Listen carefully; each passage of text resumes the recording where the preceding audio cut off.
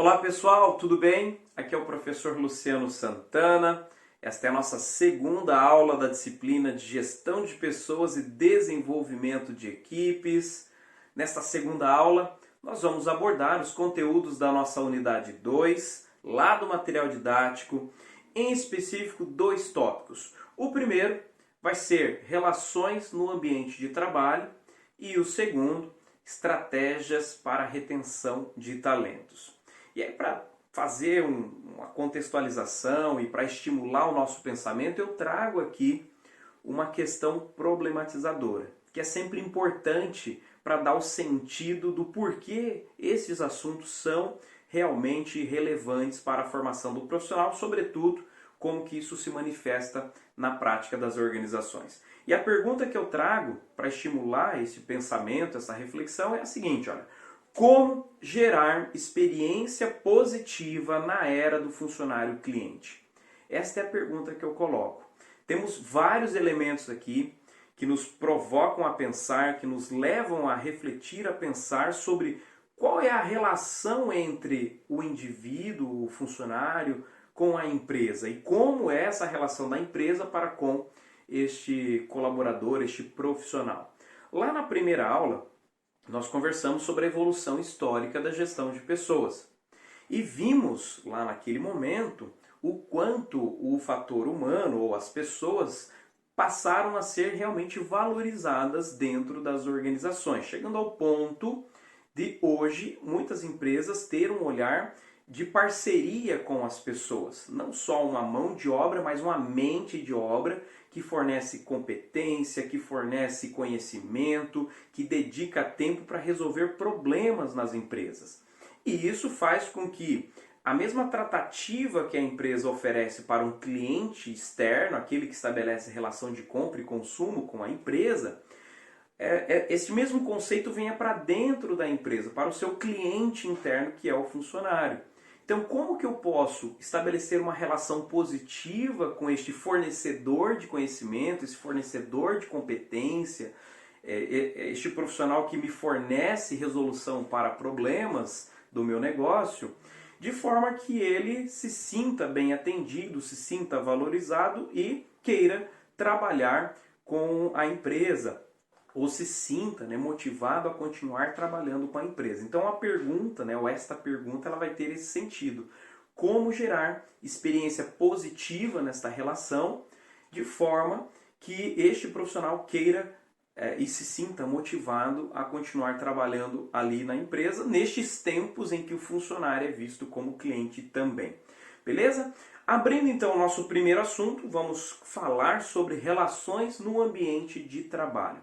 Sobre este assunto, sobre essa pauta em específico, e ela de certa forma tem alguns pontos aqui que nos permitem realmente fazer um link com a nossa realidade, com aquilo que acontece efetivamente nas empresas, eu organizei o nosso raciocínio em duas perspectivas. Então, quando a gente fala das relações no ambiente de trabalho, eu organizei o pensamento da seguinte forma e eu vou compartilhar com vocês.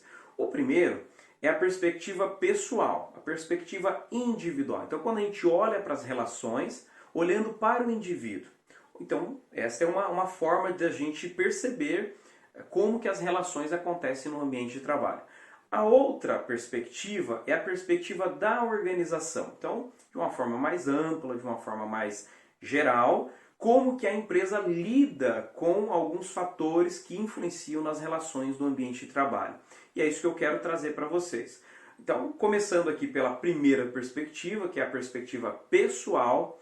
Então, a grande questão é olhar para o indivíduo. Então, como que cada um dos membros que compõem a equipe ou compõem ali o quadro de pessoal de uma determinada empresa, como que cada indivíduo olha e consegue estabelecer seus relacionamentos. Então, aí envolve as questões de personalidade, de perfil de temperamento, perfil de comportamento. Então, como cada indivíduo estabelece os seus relacionamentos. Qual o nível de qualidade desses relacionamentos individuais? Este é um primeiro ponto que deve ser observado. E aí, quando a gente pensa como recursos humanos, é imprescindível que a gente considere essa pauta como um item essencial, né? Porque muito mais do que ser um bom executor de tarefas ou um bom conhecedor técnico, né, de uma atividade, é conseguir estabelecer bons relacionamentos e conseguir atuar em equipe.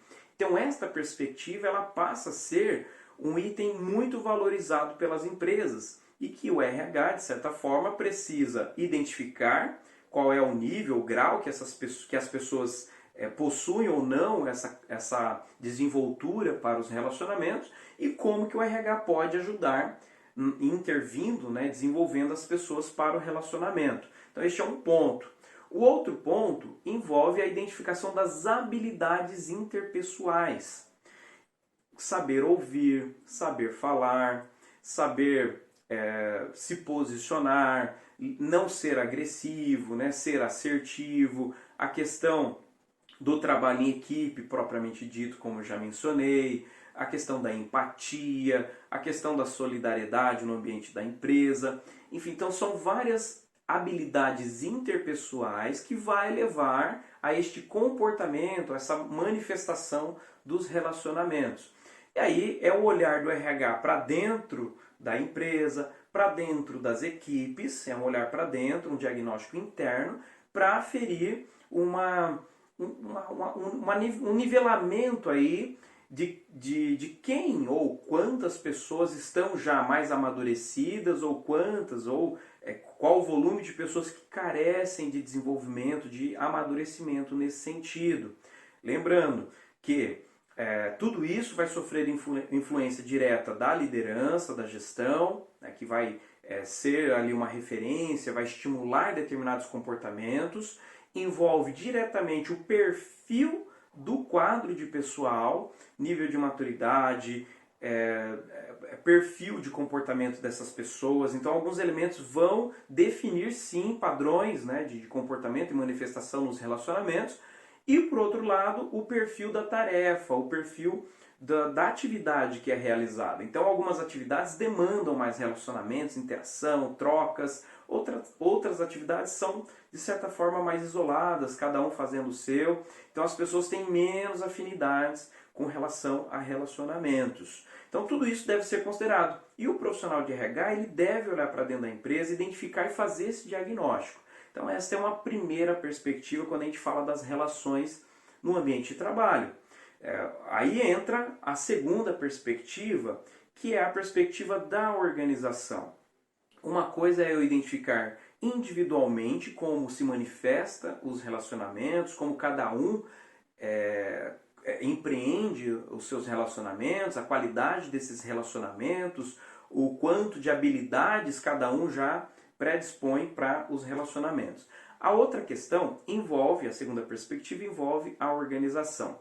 Eu organizei aqui o nosso raciocínio em três subitens aqui que eu considero muito importante. Então, o primeiro item que eu trago para vocês é quais são as políticas e práticas que fazem parte da cultura da empresa direcionados ou relacionados a este assunto.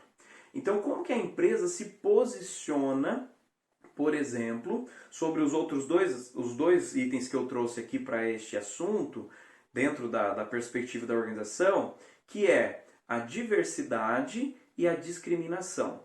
Então, quais são as políticas e práticas, né, que as políticas são as orientações, aquilo que se espera que seja feito, mas efetivamente quais são as práticas, aquilo que realmente é feito, né, aquilo que no dia a dia acontece. Então, quais são as políticas e quais são as práticas propostas pela empresa ou realizadas pela empresa no que tange ao respeito à diversidade, que é uma pauta recorrente, que é uma pauta séria e muito importante, e cada vez mais as empresas serão ambientes diversificados. E aí, quando a gente fala sobre a diversidade, eu quero que você entenda a diversidade de um aspecto amplo, bastante amplo, não só a diversidade de gênero, que existe aí uma grande discussão sobre essa vertente da diversidade, mas a diversidade de personalidades, diversidade em termos de idade, em termos de regionalidade. Então existem várias diversidades e tudo isso vem para dentro da empresa. Por exemplo, fugindo até um pouquinho dessa discussão da diversidade no âmbito de gênero, que é uma pauta importante, mas que tem bastante evidência, uma outra discussão bastante acalorada sobre diversidade no ambiente de trabalho, e o RH vai estar no meio dessa discussão, vai fazer parte dela, é a questão das gerações, o encontro de gerações no ambiente de trabalho.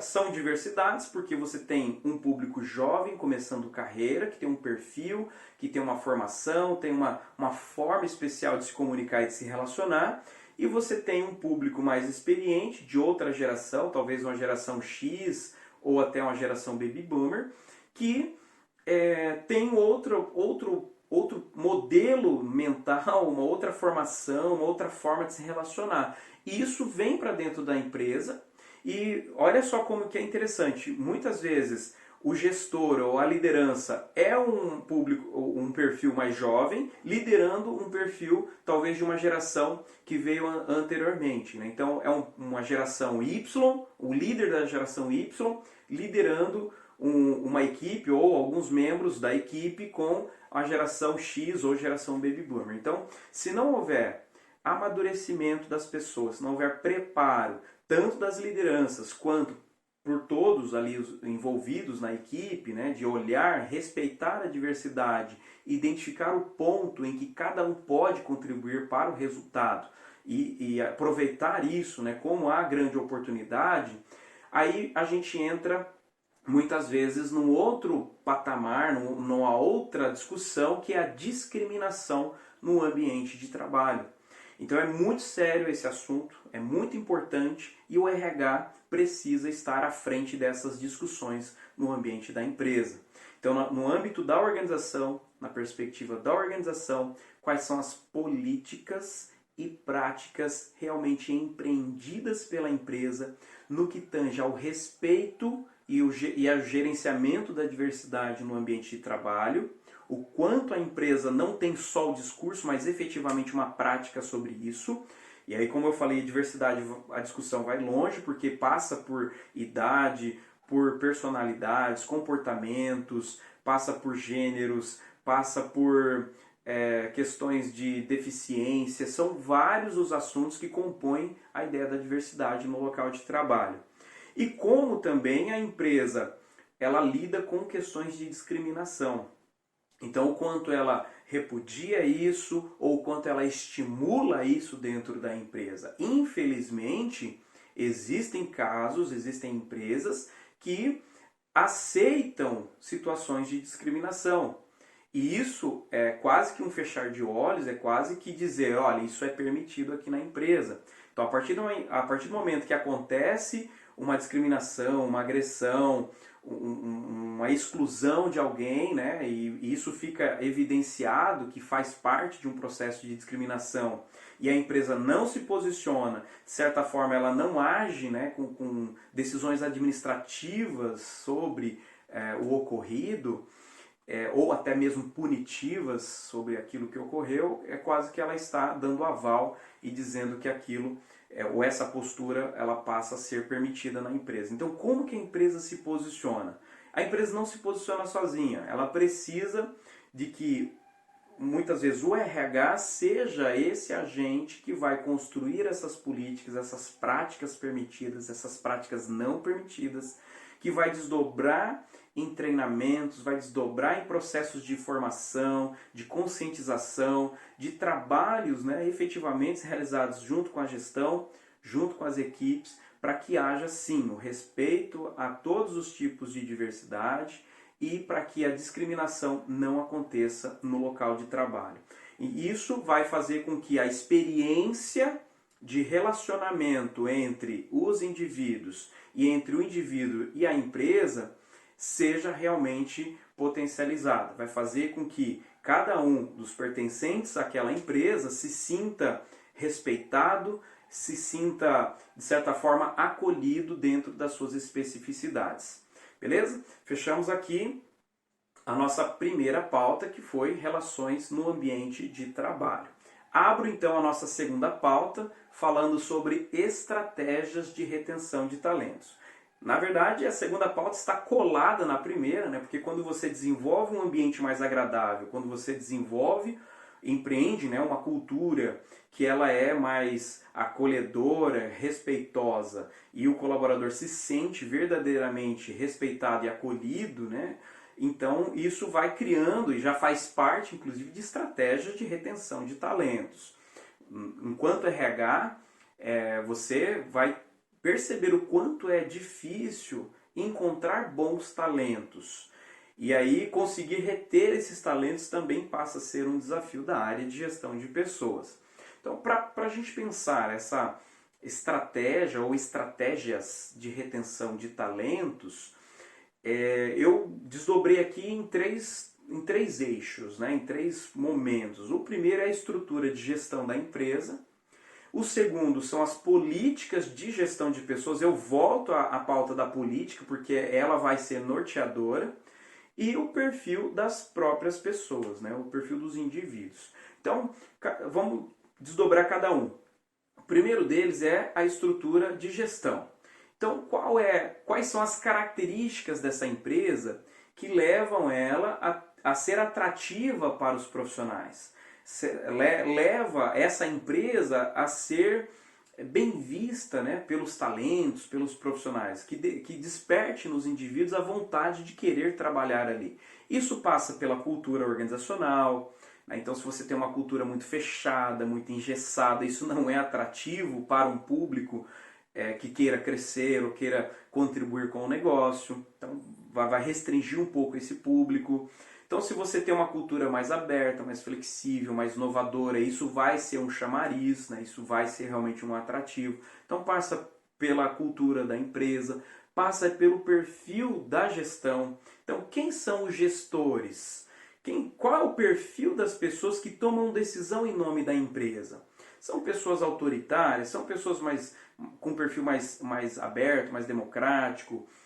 Qual é o perfil? Então isso também vai fazer parte de uma estratégia de retenção de talentos. O quanto essa empresa é atrativa para o profissional ou não.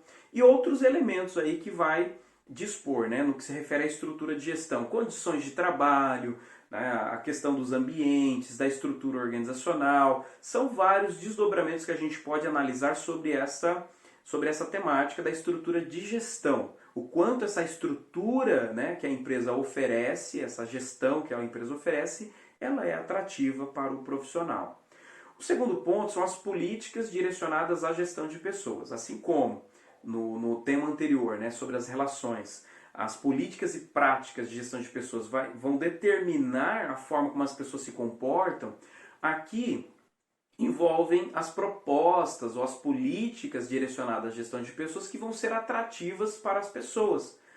Questões de carreira, né, desenvolvimento de carreira, questão de desempenho, de performance, de remuneração, de recrutamento e seleção de pessoas. Então são políticas, né, criadas dentro da área de gestão de pessoas com o intuito de trazer bons talentos, mas também de reter esses bons talentos, né? Programas de reconhecimento, programas de incentivo, de motivação, a gente chama de programas de endomarketing, né? Direcionados para dentro da empresa, no intuito de reconhecer, de valorizar, de incentivar as pessoas, o quanto essa empresa, então, no âmbito das políticas de gestão de pessoas, se torna atrativo para as pessoas.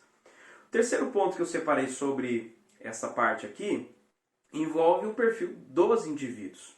E aí eu volto lá no processo de políticas novamente, porque dependendo da política de recrutamento e seleção, eu, direcionado, né, por essa política, eu empreendo uma ação de contratação de pessoas. E que essas pessoas trazem um perfil específico. E qual é o perfil das pessoas que compõem essa empresa, então? A partir do momento que eu tenho essa política desenhada e eu empreendo, né, eu pratico essa política, eu vou ter um perfil também mais alinhado com a gestão, com a proposta da empresa, com a cultura, enfim, com tudo que a empresa tem para oferecer. Pessoas que se conectem com essas propostas. Se eu não tiver essa clareza, né, de perfil, essa clareza de qual é a construção da cultura da empresa e qual é o perfil de profissional que obtém sucesso nessa cultura ou dentro dessa proposta, eu possivelmente vou poder cometer alguns equívocos nas contratações. Então, qual é o perfil das pessoas que compõem? No âmbito de comportamento, no âmbito dos relacionamentos, né? Estar aberto ou não para o trabalho em equipe, ser mais flexível ou não flexível, ser mais introspectivo, mais extrovertido. Então, qual é o perfil das pessoas que compõem o quadro de pessoal, que por mais que você tenha políticas ou uma cultura voltada para a retenção de talentos, dependendo do perfil de pessoas que você contrata, essas políticas e essa cultura não vai ter muito efeito. Tá? Então isso tem que ser observado, isso tem que ser devidamente gerenciado ou, na medida do possível, que o RH possa fazer as intervenções para que tenha mais clareza sobre todo esse movimento na empresa. É claro que acertar 100% é muito difícil, quase que impossível, mas quanto mais consciência, quanto mais clareza o RH vai desenvolvendo sobre esses movimentos, a gente vai errando menos também. Né? E aí isso vai aproximando de um ideal ali, de um objetivo que se tem enquanto empresa, enquanto RH. E aí, para fechar a nossa pauta, para a gente ir fechando aqui a nossa segunda aula, eu trago para vocês com uma das estratégias, né, para a retenção de talentos. E aí eu já convido você a fazer a leitura dessa unidade, para assistir a aula conceitual dessa unidade. Enfim, tem bastante conteúdo legal lá. Como eu falei, a gente pensou para este momento duas pautas aqui que eu considero bastante relevantes para a formação do profissional de RH, mas todo o conteúdo está lá disponível no material didático e nas aulas conceituais. Esta aula não substitui ou não isenta a necessidade de recorrer à leitura do material, assistir todas as aulas e, enfim, fazer uso aí de todos os recursos da nossa disciplina. Tá? Eu fecho, então, com uma das estratégias de retenção, o plano de carreiras e de sucessão. Plano de carreira é uma coisa, plano de sucessão é outra, e é importante isso ficar claro. Né? O plano de carreira é quando você tem uma estrutura definida dentro da empresa, onde o profissional, ao atender alguns pré-requisitos específicos, ele vai tendo a oportunidade de crescer ou ter melhoria de salário, ter movimentações dentro do organograma. A estrutura ou plano de sucessão é um processo de desenvolvimento de pessoas que você vai preparando as pessoas, e está meio que amarrado, né, carreira e sucessão, mas tem aí um fio que vai diferenciando um pouquinho um do outro. O plano de sucessão, desenvolvimento de pessoas com um olhar e já preparando a pessoa para um determinado cargo específico. Né? Então, é o analista que vai se tornar sênior, é o subgerente que vai virar o gerente, então já tem o plano, a estrutura pronta e o investimento na preparação dessas pessoas de forma prévia para que em determinado momento elas estejam devidamente prontas para assumir os cargos. E isso já está pronto, isso já está posto numa estrutura de sucessão. O plano de carreira ele é individual, cada um pode trilhar a sua carreira.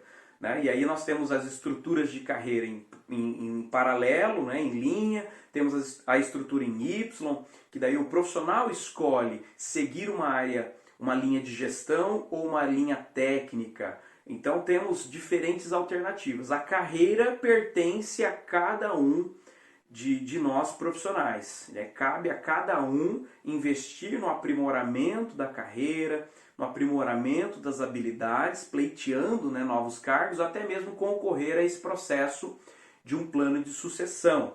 Então a carreira, o desenvolvimento, né, da carreira, que resumidamente vai poder ser trabalhado no âmbito da formação de conhecimentos, habilidades e atitudes, né, a nossa preparação constante para novos cargos, isso também vai se conectar diretamente com o nosso nível de empregabilidade. Então, quando a gente trabalha o desenvolvimento da nossa carreira, a gente também está trabalhando ou melhorando o nosso nível de empregabilidade, né? Que é o quanto nós, enquanto profissionais, somos atrativos para o mercado, ou quanto o mercado carece daquilo que a gente tem para oferecer. Conhecimento, habilidade, atitude, né? O quanto a gente pode ser atrativo para as empresas. Então, trabalhar isso dentro das equipes é muito importante. Criar uma cultura do desenvolvimento, uma cultura da gestão individual de carreira é importante. Um ponto de observação: carreira pertence ao indivíduo. Não é a empresa que vai desenvolver a carreira para o indivíduo. Nós não temos, enquanto RH, nós não temos condições de fazer isso. O que o RH pode fazer? O RH pode criar as estruturas de carreiras. O RH vai criar a estrutura de organograma, a estrutura de carreira, pré-requisitos. Isso é muito importante, né? Criar os pré-requisitos ou formalizar os pré-requisitos para que uma pessoa possa pleitear, possa concorrer a uma nova vaga, a um novo cargo.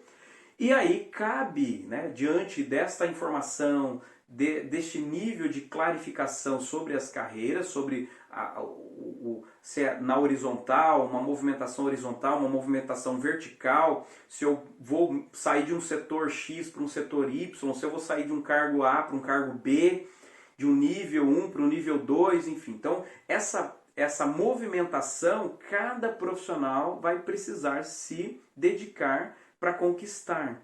Então, a gestão de carreira cabe a cada um. O RH cria a estrutura e divulga, né, mostra isso para os trabalhadores, né, que a gente fala que é a estrutura de carreira. E ele vai criar também o organograma de sucessão. E aí é uma decisão mais da empresa, como eu falei. Então, a estrutura de carreira, o RH cria a estrutura dos cargos, os pré-requisitos e dispõe isso para as equipes, para as pessoas. E cada um escolhe: não, eu quero pleitear um cargo de gerência. Então eu vou estudar, vou buscar cursos, eu vou buscar suprir aqueles pré-requisitos para poder, quando surgir uma vaga, concorrer a essa vaga. O organograma de sucessão, ele já não depende tanto ou só da vontade do colaborador. Então, existe uma estrutura pré-definida, uma análise por parte da empresa sobre quem, naquele momento, atende mais aos pré-requisitos. E é quase que uma nomeação dos candidatos ou dos profissionais que já estão em curso, né, de formação ou num processo de formação, que já atendem a determinadas possibilidades de crescimento. E aí existe já a nomeação, vamos dizer assim, a escala desses indivíduos, dessas pessoas, que já ficam ali de sobreaviso. Se o superior imediato for promovido, for desligado, aposentar ou tiver uma outra movimentação, já tem uma pessoa que já historicamente vem sendo preparada para assumir aquele cargo. Tá? Então, diferente o plano de sucessão com o plano de carreiras. O plano de carreira pode estar contido num plano de sucessão? Pode, tá? Mas não necessariamente o plano de sucessão vai estar no plano de carreiras. Tá? O plano de carreiras de um indivíduo pode ser contemplado pelo plano de sucessão. Isso que eu quero dizer. Então, o meu objetivo de carreira casa com o que a empresa tem para propor para mim em termos de alocação de crescimento. Então, é o meu desejo ser gerente. A empresa vê em mim a possibilidade de ser gerente. Então, casou o meu plano de carreira com o plano de sucessão. Mas nem sempre o plano de sucessão, aquilo que a empresa tem a propor, vai casar com o que a pessoa deseja em termos de carreira. Tá? Então é isso que eu quero que vocês entendam, que existem essas duas estruturas, essas duas possibilidades. E o plano de sucessão e o desenvolvimento de pessoas. Então, uma vez tendo aí esse organograma, com a alocação das pessoas previamente identificadas como potenciais talentos para assumir os cargos, agora o RH precisa empreender ações para desenvolver essas pessoas para que elas possam estar o mais preparadas possível no momento de necessidade de assunção ali desses novos cargos. Tá? Então essa é uma forma, né, uma das estratégias de reter talentos, porque você cria uma perspectiva de crescimento para o profissional. Você mostra para o profissional que ele se dedicando, ele se empenhando ali na empresa, ele pode ter a oportunidade de trilhar a própria carreira, tendo oportunidades, ou ele pode também assumir novos cargos dentro de um processo de sucessão que a empresa tem para propor a ele. Tá? Isso é, sem dúvida nenhuma, uma perspectiva bastante importante que retém talentos, né? Porque uma das maiores questões hoje na empresa envolve aí o crescimento das pessoas, né? Então, principalmente o público mais jovem, eles buscam crescimento, buscam, né, desenvolvimento da carreira, querem constantemente aprender e se desenvolver. Quando a empresa tem essa perspectiva de médio a curto prazo, médio e longo prazo, né, onde essa pessoa pode chegar ao longo dos anos, sem dúvida nenhuma, isso motiva, isso incentiva e faz com que as pessoas se comprometam com a própria carreira e com esse crescimento interno ali na empresa. Pessoal, fico por aqui então, vou fechando a nossa segunda aula. Eu espero que tenha ajudado vocês, e principalmente, né, que tenha ajudado a entender ou a responder, se não foi integralmente, pelo menos parcialmente, tenha deixado algum encaminhamento para vocês conseguirem as respostas ou a resposta para a pergunta que eu trouxe lá no início da nossa aula. Como gerar experiência positiva na era do funcionário cliente? Então, uma delas é desenvolvendo políticas, né, e empreendendo práticas de respeito, né, de uma cultura de respeito, de valorização à diversidade e eliminação das discriminações no ambiente de trabalho, que passam aí por várias cenas, né, que são várias as formas de discriminação, e a diversidade também se manifesta de diferentes formas. Então, como que a empresa lida com isso, se tornando um ambiente mais atrativo, né, para as pessoas, se sentindo acolhidas, respeitadas e assim por diante.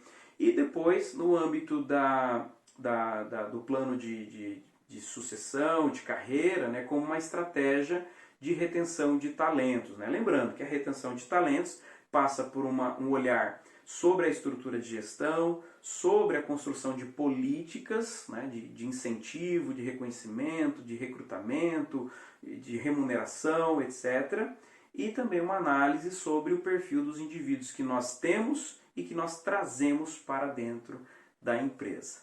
Espero que isso tenha ficado, de certa forma, um pouco mais elucidado para você, que você tenha compreendido, né, essas questões. E é claro, que você possa continuar se aprofundando nestes conhecimentos, nessas informações, por meio da leitura do material didático, por meio das aulas conceituais e outros materiais, outros recursos que você venha a ter contato. Eu fico por aqui, desejo muito sucesso para você, nos vemos numa próxima aula, numa próxima oportunidade. Tchau, tchau! EAD, Unicesumado, meu jeito, no meu tempo, em qualquer lugar.